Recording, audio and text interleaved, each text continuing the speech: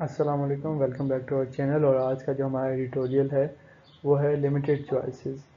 Dawn editorial ہے. آج کی ڈیٹ ہے 2 جولائی 2024. انٹروڈکشن. ٹاپک سمجھتے ہیں. ٹاپک کس بارے میں بات کرے گا؟ ٹاپک بات کرے گا انٹرنیشنل کمیونٹی جو ہے نا ڈائلما فیس کر رہی ہے، ڈیفیکلٹی فیس کر رہی ہے کہ وہ افغان طالبان کے ساتھ کیسے ٹریٹ کرے، کیسے ڈیل کرے. آبجیکٹیوز ہیں، پاسبل اسٹریٹجیز اور ان کی امپلیکیشنز ڈسکس کی ہیں کہ ہم یہ اسٹریٹجیز فالو کریں گے تو ان کی کیا کیا امپلیکیشنز ہوں گی. کرنٹ سینیریو کیا ہے کہ طالبان رجیم ہے پاور پہ، ہیومن رائٹس جو ہے نا وہ وائلیٹ ہو رہے ہیں، specially women rights. International isolation ہے اور ورسز انگیجمنٹ. کہیں کہیں انٹرنیشنل آئسولیشن ہے، کچھ کنٹریز جو ہے نا ان کو انگیج بھی کر رہی ہیں. آرگیومنٹ اگینسٹ فل ایکسیپٹنس.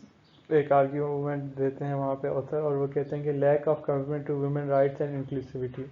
کہ افغان طالبان جو ہے نا کمٹمنٹ نہیں دیتی کہ وہ وومن کو رائٹس دے گی اور ان کو انکلوسیوٹی دے گی کہ ان کو انکارپوریٹ کرے گی پبلک لائف میں.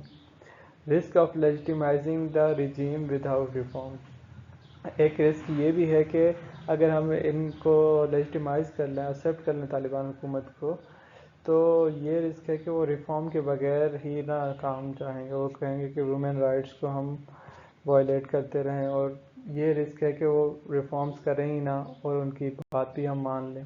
تو یہ بھی ایشو ہے. رسک آف آئسولیشن ہے، worsening flight of ordinary Afghan.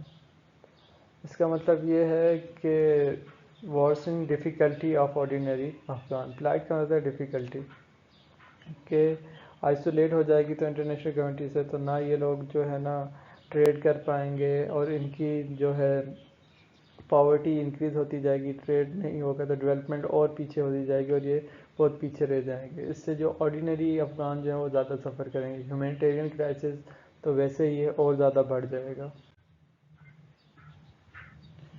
Recommended approach بتائی ہے آتھر نے کہ لمیٹڈ انگیجمنٹ کرنی چاہیے. Continuous pressure on human right issues. جہاں جہاں پہ ہیومن رائٹ وائلیٹ ہو رہے ہیں وہاں پہ زیادہ پریشر ڈالنا چاہیے کہ یہ چیز آپ غلط کریں، یہ چیز نہ کریں. Ensuring humanitarian aid reaches those in need. جن کو ضرورت ہے وہاں تک ہیومینٹیرین ایڈ پہنچائی جائے ہر حال میں. اور پھر فردر وہ فوکس کرتے ہیں، ایمفیسائز کرتے ہیں کہ فوکس آن وومن رائٹ پر فوکس کرنا چاہیے.